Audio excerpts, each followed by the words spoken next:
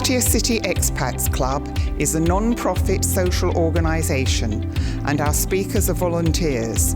The club as such assumes no responsibility or liability for the professional reputation of or the quality of services provided by the speaker today. And getting to know you and meet you.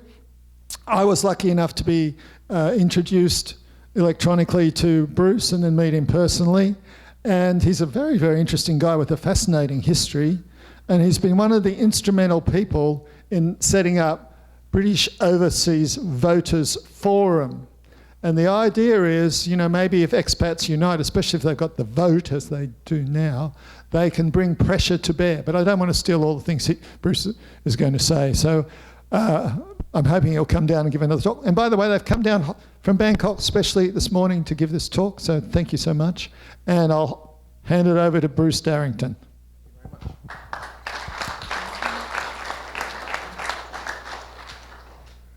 Right, I guess oh, excellent. So again, yeah. That's forward. Yeah, okay, thanks very much. Excellent. All right, so, well, thank you for inviting me, Rin. Can everybody hear well? Yeah, thank you. First, I should just say that this was not because I fell off a motorbike this morning on my way over here, but it's tennis elbow, and this is a sort of some sophisticated treatment that's hopefully going to mend my elbow and enable me to play golf and tennis again. So today, it's a call to arms for British people here, and if you're not British, I think hopefully you'll find it interesting and be able to relate some of the issues to your own country. Just out of interest, how many people are British in the audience? Okay, so it's maybe slightly over 50%. Okay, good news. Also today, I've got some colleagues from British Overseas Voters Forum. Eric, who's come down from Bangkok, who's one of our Thailand organizers. Lloyd, who's a key guy for us, and also Clive, somewhere in the audience. Clive? Okay, great, excellent. Okay, so, you know, it's not just about voting. We're going to talk about how we're going to use the vote to get real change for things that matter for British people that live overseas. Okay. Oh, I have to point at the back, right, okay. Okay, so the right for us to vote is pretty common in most countries. Most countries just allow their citizens to vote wherever they are. But there was a big change resulting from this Elections Act, which has enabled all British citizens now to vote, however long you've been away. Previously it was 15 years you had to be away and you had to be registered before on the electoral register. Now, as long as you can prove that you lived in the UK at some time and you are able to vote in the coming elections, national elections.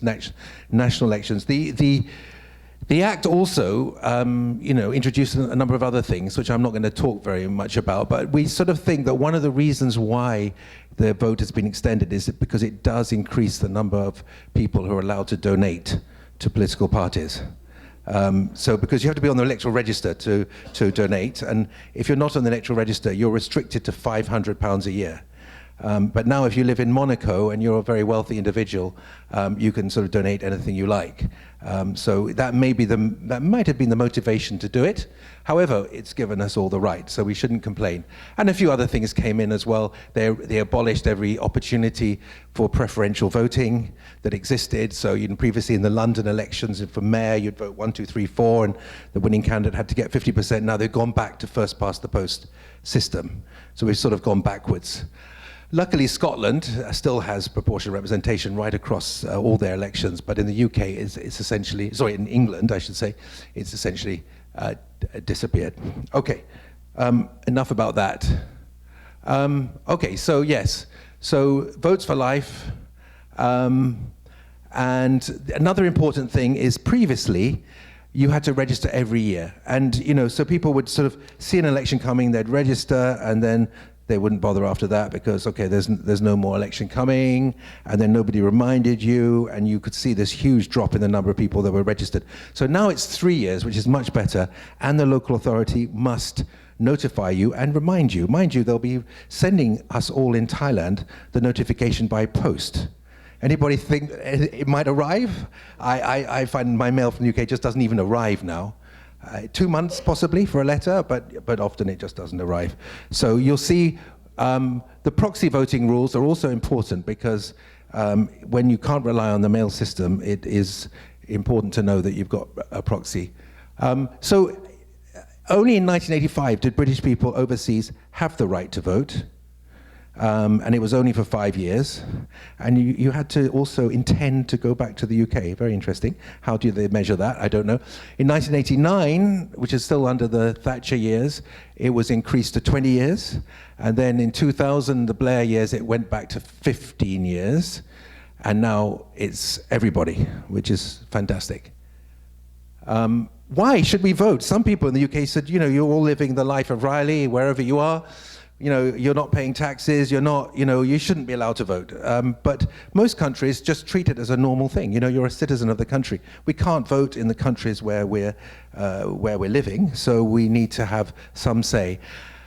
We do have a lot of experience and knowledge. I mean, we've had experience of so many different systems, better ways of doing things, which, people who stay in the UK, they just don't see that. So it's important to be able to bring that back into the system. Many of us have done a lot to promote exports and inward investment to the UK. We often have paid a huge amount of tax. I mean, a lot of people in the UK don't pay any tax at all for various reasons. There's actually quite a small proportion of people that pay tax, but we've often done that, and we may still be doing it because we've got a rental home or we've got other reasons to pay tax.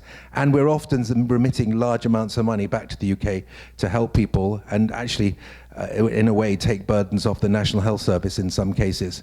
And the other interesting idea is that, of course, in the UK, there are lots of people who pay huge amounts of taxes and are not able to vote. For example, Japanese people.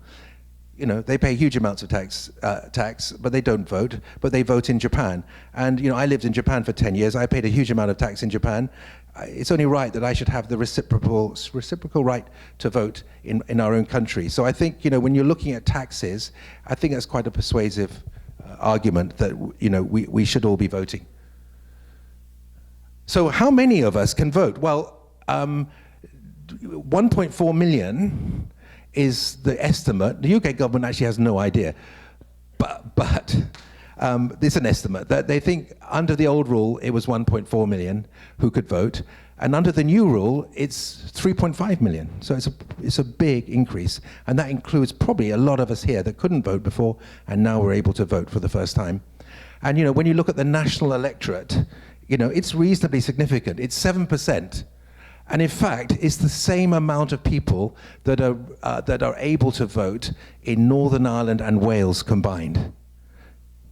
So it's quite a significant number of people who can vote. However, you'll learn later from the presentation that just having the vote and voting is not enough, and that will be explained.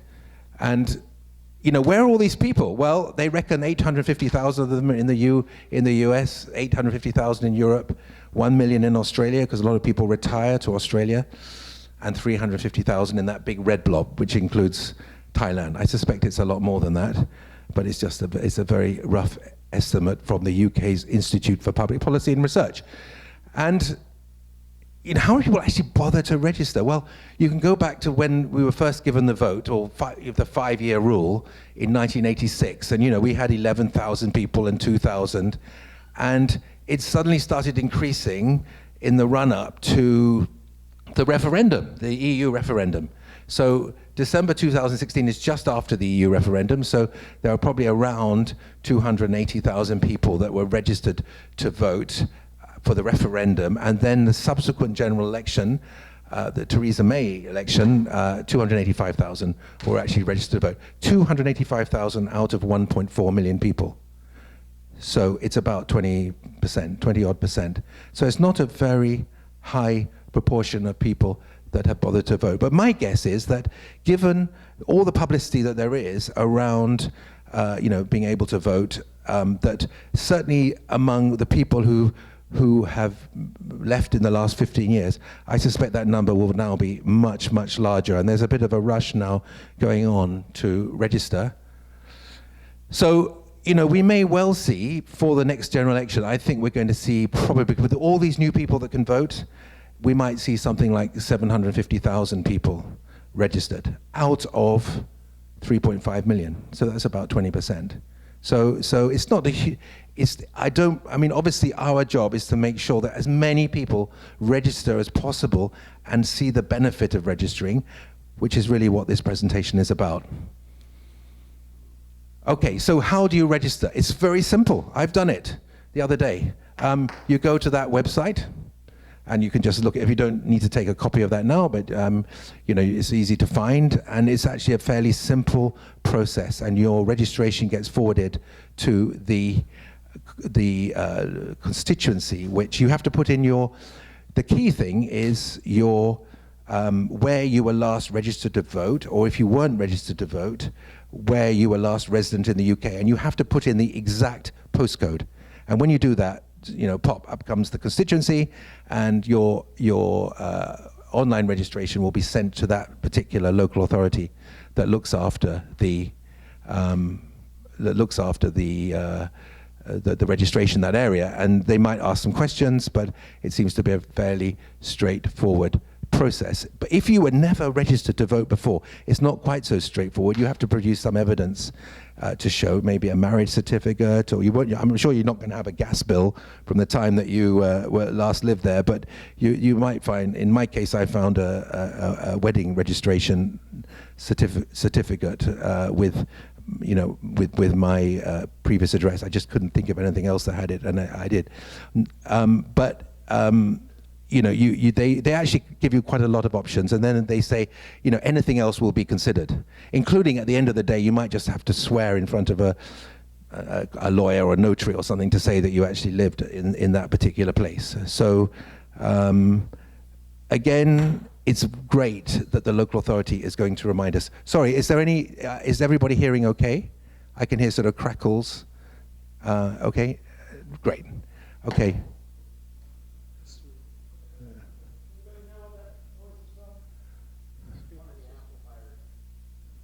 Okay. It's applause, I think.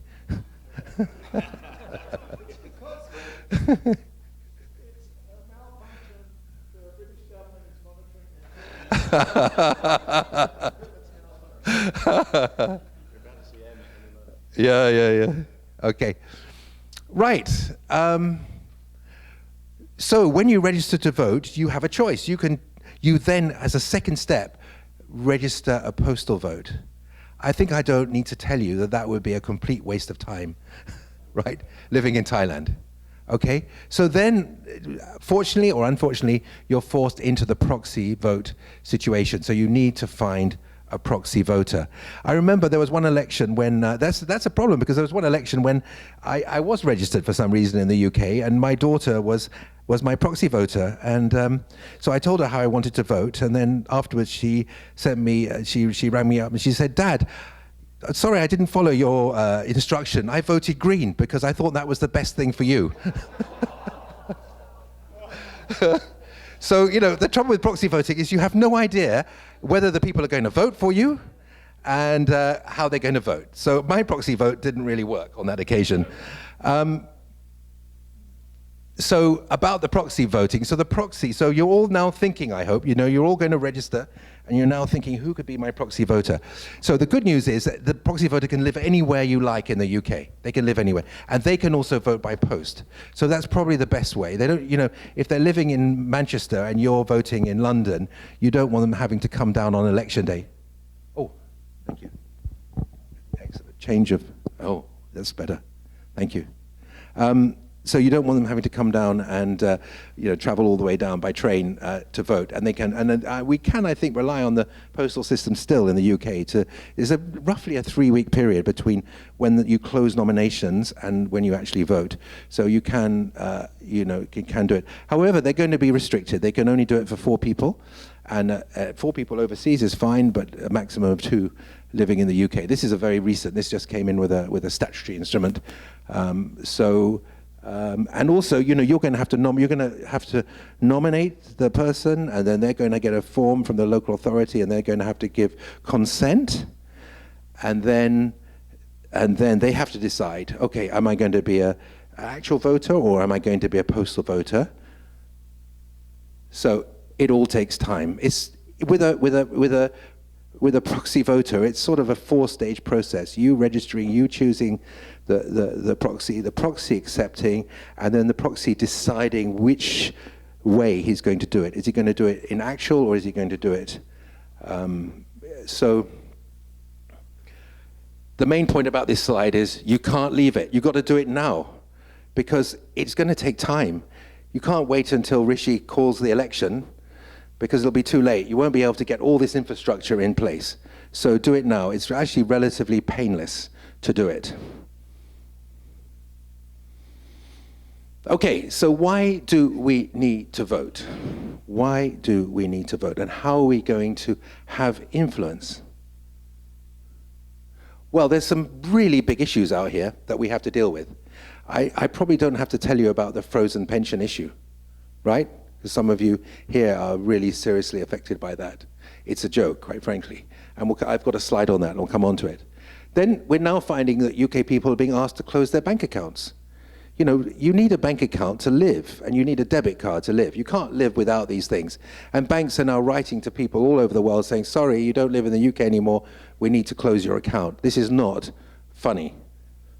And, you know, if you've got a wife who's not British, they've just doubled the amount of income you need to earn in the UK if you want to bring her to live in the UK. So that's not funny either. And quite frankly, the voting system in the UK is also a joke. The fact that we're being forced to use a proxy voter. There are so many, and you will see, there are so many systems that other countries use that make your vote effective. You actually vote in person. That's what we need to have. But when this legislation came in, the government didn't seem interested. There were lots of objections raised in the House of Lords and said, you know, what about embassies? What about, like, no, postal voting. So, you know, this is something also that we can fight for. Okay, so frozen pensions. I'm not going to spend a lot of time on this because I think you guys know about it. But, you know, there are out of the 1.05 million people that live outside the UK, 600,000 receive their full state pension. That means every time the pension is increased for the cost of living, you get it. And recently, with inflation, you know, there's been something like, in the last 3 years, there's been something like a 25% increase in the pension. So you get that. You get that if you live in the Philippines. If you've retired in the Philippines, you get it. But you don't get it in Thailand. You don't get it anywhere else in Asia. If you live in any European country, you get it. If you live in the US, you get it. If you live in Jamaica and Barbados, you get it, but you don't get it in Trinidad. You don't get it in Canada. You don't get it in Australia. Why is that? Why is that? Well, it's because the British government is trying to save money. And for certain countries, they are forced, for more than half the pensioners, they are forced by treaty to honor the obligations to you. Everybody's paid the same contributions. Because, for example, in 1952, we joined the Organization for Cooperation and Development in Europe. And all the European countries in 1952 agreed that they would honor social security obligations in full. With the Philippines, it's a more recent development because, you know, a lot of Filipinos are coming to the UK, and the Philippine government insisted that, you know, those people, those Filipinos that paid pensions in the UK would have their pensions when they retired finally back to the Philippines, they'd have their pension obligations met in full. So the Philippines government forced it on the UK government. And so if you happen to be an expat living in the Philippines, you're a beneficiary of that. It is a very, very strange situation that the same British people who pay the same contributions can be treated very differently. And there is really no interest from any UK government in doing anything about it because we've not been voting. We're not voters. They'd rather, you know, pay a bit more, put a bit more money into the national service. They'll look for, I mean, it's understandable. If we're not voters, they'll look after voters first. So this is a really important issue. And, you know, the bank accounts, well, it's just started. And I know that Barclays Bank have a policy, and NatWest has started doing the same thing. And I won't go, there isn't time to go into the reasons, but it's something that the UK government could fix, for sure, because it should be a basic right to have. You know, we all need We all have lots of things going on in the UK. We might have kids at university. We're paying subscriptions. To live without a bank account is absurd. Can you imagine trying to pay a standing order for a subscription, via the Thai banking system? Is just going to be hugely expensive. Plus, of course, many of us who go overseas, sometimes it's very difficult to open a bank account overseas unless you've got a work permit, unless you've got certain documentation. So this should be seen as a fundamental right for people who move overseas, the right to a bank account. And yes, suddenly, income used to be 18,600, now 38,700 you're going to have to prove. And of course, your spouse, they won't count anything that they're earning overseas. They need to have a job in the UK. Well, they won't get a job in the UK until they go to the UK, and so on and so on. So, the result is actually, as you can see in the box on the right, if you're retired, you have a choice. You can either move back to the UK and get your full pension without your wife, or you can have the wife and not the pension, but you can't have both.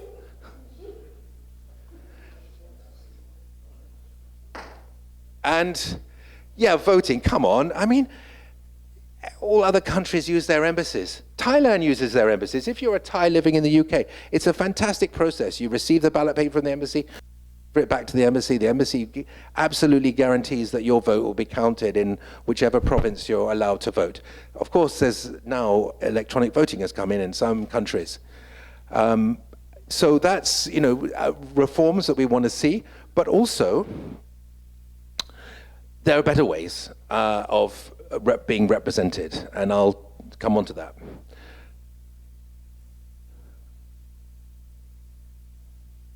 Okay, so what do other countries do? Well, look, France, you vote in person at consulates and embassies. Italy, you send an envelope into your consulate. You can deliver it or send it. Portugal, you vote in person at consulates and embassies. Germany, okay, embassy missions at least deliver the ballot paper to you to make sure you've got it in time. And then you need to get it back. I guess you can get it back by DHL or something like that. Australia, you deliver the vote in an envelope to the embassy. Netherlands, embassy. USA, electronic voting, although it's a little bit complicated in the US because, it tends to vary from state to state.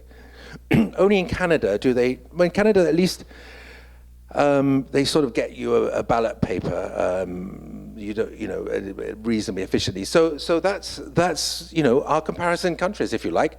And in fact, in Asia, Asian people, yes, Japan, vote in embassies, Thailand, and you've also got other choices as well. It's not just that you vote in the embassies. I mean, Taiwan has slightly different rules. Korea, Indonesia, vote in embassies. So it's not an unusual thing. It's not something that the British government should have any excuses about not being able to offer us. And then there's a much better idea.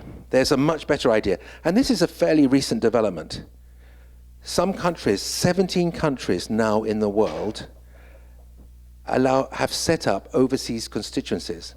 That means all of those who live overseas in Thailand are part of an Asian constituency, and we vote for an MP that represents us. It's a fantastic idea. And it's being pushed by a few organizations, but again, other countries are much more advanced than us. So France have been doing it since 2012. And, there are 11 MPs, and they represent, their constituency are all the foreigners that live in certain parts of the world. In fact, I'll show you the map. There we are. If we were French, how many people are French here? Any French people? No. Okay, so if you were French, you would vote for an MP that represented constituency 11. And he's probably, I know in France, it's usually somebody who lives in constituency 11 that ends up being selected. He understands the region. He understands all the things that are going on, all the ideas, all the developments, all the great things other countries are doing. He plows that back into the system. And you have somebody that represents you that really understands your requirements and your needs. If we were living French and we were living in the UK, we'd be part of constituency 3, and we'd vote with all the French people, that live in Britain, but also Scandinavia and Greenland and Iceland and so on. And constituency 5 is all the French people that live in Spain. So it's a fantastic idea, and again, something that we need to campaign for, because then can you imagine, then of course all the embassies and consulates would be set up properly, and it probably wouldn't even matter if our vote came in a bit later, because we're not part of all the other constituencies. So, but it's not just France, it's Italy, it's Portugal, it's Lithuania, it's Romania, it's Croatia and North Macedonia, and there are a number of countries in Latin America and a number of countries in Africa that are now doing this. It's a growing idea. I'm sure the UK government will be quite slow to adopt this idea, so we need to push really hard. Okay, and okay, so of course we also have a pretty backward electoral system in the UK, the first past the post system. I sort of put all the I put all the countries in some kind of order as to how effective their systems are in terms of your vote actually matter, will it matter or not matter? I mean, in Germany, it's always going to matter because they top up the constituency votes under a sort of a national party list. So if your party hasn't scored very well on the first past the post, there's a top up. So your vote is always going to count. You know, Australia has a great system. Your vote will always count in Australia. How many people are Australian here? Okay. So, you know, it's 1, 2, 3, 4. So you can vote for who you really want. And then if that candidate doesn't get enough votes and is bottom, then your vote will be redistributed and they'll take your second preference and they may take your third preference. So at the end, in every constituency in Australia, the winning candidate will have got 50% of the vote, will be chosen by 50% of the people. It combines the benefits of a first past the post system. They do have, first past the post does have benefits with sort of proportional voting, making sure your vote counts. Fantastic system. Many things in Australia work so much better than the UK, I have to admit that. Italy, fantastic. They have first past the post, and then they introduced that recently, and then they have the party list, and you, as an overseas voter, you vote twice actually for a sort of a group of MPs that will represent you overseas, and also as part of the overall party list system. And France, 2 ballots, so again, one candidate doesn't get 50%, you have a second vote, and so on. I mean, I had to put the USA down there somewhere near the bottom. I'm sure Americans would agree. It is really a disastrous system. It's mind-bogglingly bad, but I think only Singapore would come below you. So anyway, so the British Overseas Voters Forum, right? And I put this, it's about creating villages. Villages, that's very important, and I'll explain that. Okay, it's the first time we have a really effective voice because there are a lot of us going into the election. We can swing the vote in a number of marginal seats. There's no doubt about that. Our vote, our registrations are not going to be even over the country. In a Welsh mining constituency, we're not going to have that many people, but in some of the marginal seats like Kensington and Chelsea or Winchester or Cheltenham, those kind of seats, there's going to be a few thousand people. And, that's bigger than the majority in many of those seats. So it is significant. But, previously the political parties, and I know that for a fact, they never even bother to look at the register. They don't even download it from the local authority. There might be 300, 500 names. They don't even bother to look at it because, well, they've only got names and the addresses of people, and their addresses overseas. It's too difficult to contact them, and they're just ignored completely. But if we organize, they will not be able to ignore us, because it's not going to be 500 anymore. It's going to be, on average, 2,000 sitting on the electoral register. So what our job is to bring together all the voters in particular constituencies and to create a village. Okay, we need to operate. The MPs listen to villages. If there's a village that has a water issue, or the river's overflowing, or the traffic issue, the MP rushes down, has a look, and does something. They don't react to individuals, right? They react to groups of people, because I mean that's sensible. I mean, you've got 80,000 people in your constituency, so you're not going to react to any one letter you get or one campaign or whatever. So the task for us is to not only register to vote, so that's step one. Step two is to join our organization either as a member or a supporter, and we are keeping a record, very confidential record, of everybody's constituency, and then we're putting together the voters in that constituency, and we will have a professional lobbying campaign, and we'll be able to tell the MP, we've got 30 voters in this constituency, and this is what matters to them, and we'll be contacting all the candidates on your behalf. We will not be disclosing any individual details unless people volunteer, because obviously we'll need some people in that constituency to, reveal who they are, and we'll have a leader in every constituency. We don't expect to be doing this in every constituency, because we're going to have to focus on ones where there are lots of voters, and also marginal seats. So we won't do it in every seat, but we need to know where all our members and supporters are registered. That's absolutely key. Okay, so our task is, more applause, I can hear. Okay, our task is to persuade as many people overseas to register. So you're going to register, I'm sure, in this room, but you need to get around all your friends, get them to register. Okay, that's really important. And we are defining, you've seen the issues, 4 issues. We're not going to chase every issue. We have debating groups. We have groups you can join, and you can discuss all kinds of issues, like rights for foreigners, children to access UK universities at local rates and so on. There are all kinds of issues. We don't want to be unreasonable. It's very important that we're not seen as being unreasonable foreigners. We actually just focus on the things that maybe don't cost any money, like bank accounts, or where it's desperately unfair, like the pension issue. Nobody could argue against the pension issue. Surely, could they argue against it? I don't think so. It's impossible to say why this group in the Philippines should get their pension and all the people in Thailand don't. I mean, it's outrageous, and it would only cost a couple of billion. That sounds like a lot, but out of a budget of sort of 1.1 trillion, it's not a huge amount of money. So we'll campaign on really important things. And then, we won't leave the other things. We have discussion groups on those. We have policies being developed. You can join those as well. And then, maybe in future elections or future opportunities, we could take that up. We're also linked to, on the frozen pension issue, we're linked to British Pensions in Australia. They have a really good organization.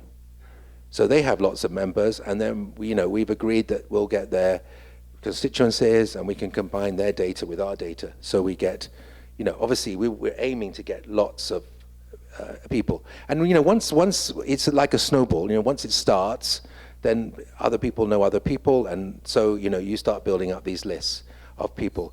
It's going to be very effective in marginal seats. Very, very effective.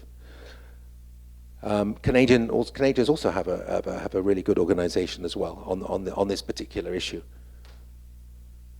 Okay, I just make this, we will have no influence unless we form, the UK system works on constituencies. So even trying to run a petition isn't really going to be very effective. The effective thing is to get into your constituency. That is the thing that's really going to matter. Okay, I've been involved in politics a long, long time ago, so I know that is the thing that really will have an impact. Okay, and I'd like now. I mean, if you guys are, while I finish the talk, maybe Eric and Clive could just hand round this, because this gives you an opportunity just to access our website and hopefully to join our organisation today. The membership fee is small. I'll come on to that. It doesn't really matter to us if you join as a member or you join as a supporter, but we need to have all of you and I'm also speaking, and other members are speaking all over Asia. We're starting this in Asia, but it will, because the frozen pension issue is so important in Asia. It's not important in Europe because they don't have it. But Europe will be covered. It's in some other ways. But in Asia, we're speaking at lots of forums. I'm in Japan in a week's time. I'm in Taiwan. I'm in Singapore. Other people are also speaking in Bangkok and so on. So, we need to get as many of you as possible registered. and in the database. Okay, and so it's going to be about having the organized in specific parliamentary constituencies, and of course, professional lobbying. This is not something that all of us can do. We will be employing people who are real professionals at this. In fact, there are people who are campaigning already. There are lobbyists for the Canadians and Australians. So we'll be the Australian British pensioners and the Canadian British pensioners will be piggybacking off them. Okay, and in every country we need active committee, we need members, we need public meetings. So we've got a good membership base already in Thailand, and some of our great stalwarts are here, like Lloyd and Clive, and of course Eric, sitting here in the front row. We're basically what I've said already. We will also, once we've communicated with all the political parties, all the candidates in a particular seat, and this can start today because the candidate's already been selected. So the sooner we do it, the better. This is why we've really got to get on with it. We've really got to get on with this now. And then we'll communicate that back to your members. This is what the candidate said. Of course, candidates may lie. They may not. They may say one thing and do another thing. You will make your decision. We're not going to say this is completely a non-party political organization. We're not going to suggest that you vote for anybody. We will give you objective data. We'll give you the views and opinions, the views of members of parliament and the candidates. We'll send that back to you. And we'll also tell you maybe what the voting result was in the last election and the election before that and so on. So you can sort of make your own objective decision about where to put your vote. Okay? And many of you will then back up what we're doing with individual letters, individual communication with candidates and so on. Okay, if you become a member, well, I think it really helps us make a difference. You can be actively involved and you can really make a difference. You can access, our data and library information. There are, some good country activities and some international activities. But, what I like particularly is I'm now networking with lots of like-minded people. And, that's great. People and meeting lots of new, interesting people. So those are the benefits of membership. Or you can just be a supporter. It's okay. Just register as a supporter, and that's fine. And one thing, confidentiality is very important. So, any emails go out, you don't see, anybody else on the email, and so on. And particularly when we're lobbying. However, those who want to be active, then you join a WhatsApp group, and then yes, you're visible. Of course, if you want to be active, and many do, then you will share names, and otherwise you can't possibly work with other people in the country if you're not part of an open group. And yes, we need to act fast. We need to spread the word. We know we're charging just 1,500 baht for an annual membership. It's not the only money. We'll be getting money from other sources hopefully as well. But we do need money to run this organization. Questions?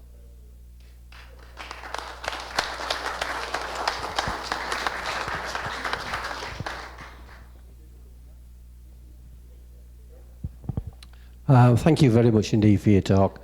I received an email last week inviting me to register to vote. I'd registered previously and I had a proxy previously, but this one came out of the blue. I wasn't expecting it. Is this something other people have experienced? I've never been registered to vote. Well, not in the last quite a long period of time. Anybody else get anything from? I think that's the first time I've heard that. Did you get something? Every year I register. Oh. Every year I register. Oh wow. Okay. Now I'm up to 15 years, and then they just told me that it's going to be extended. So. Okay. Yeah. I went in. The date changed on the 16th. I went in and registered on the 14th. And then I got this letter to say that basically I'd registered too early and I needed to re-register. So anyway, no, I of course the good news is that you had to register every year. So anyway, the next time you register, it'll be for 3 years. So it's going to be, and the proxy register has to be done again as well because it's a new system. So yes, that's the story. Yeah. So I left the UK in 2012 and lived in New Zealand for a while. My question is, when I become eligible to get my UK pension, which is in 4 years' time, will they count that date, i.e. 2028, or 2012 when I left the UK as the time that they will freeze my pension? Yeah, I'm not the most leading expert on this subject, but I can tell you that the pension will be fixed at the date you apply for it. So if, for example, you delay it for a couple of years, then it will be fixed at that rate the first time you get the pension, essentially. Thank you. Yes. Can you use the microphone, please? Let's see. To say on the frozen pension issue, if you get you get incentivized by the government to delay applying for your pension at the same time, so they could offer you an incremental interest to incentivize you to draw down your pension later. It's worth knowing.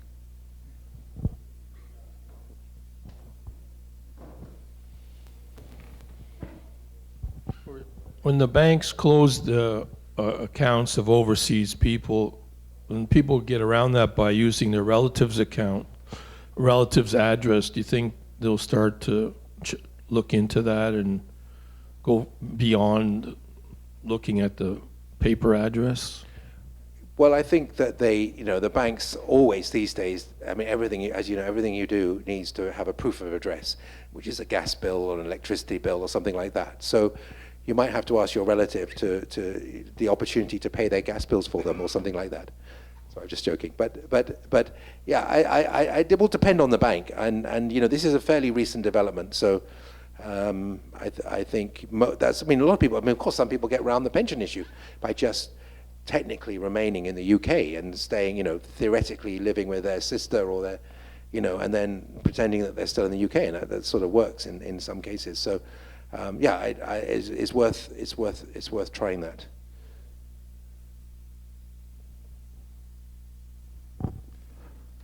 Thank you. Thank you for your talk, and thank you for doing something, right? So, you guys have put your hands up and say, we can make a difference by working with people and bring about a change. I mean, it is insane that UK pensioners get their pensions increased if they're in the Philippines, and if they're here, they don't. I mean, that's just like, yeah, that is unbelievable. So thank you for the efforts you're putting in. He's a wonderful speaker. Yeah, round of applause.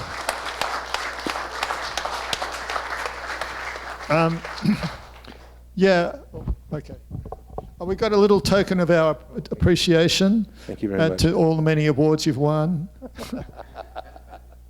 Okay.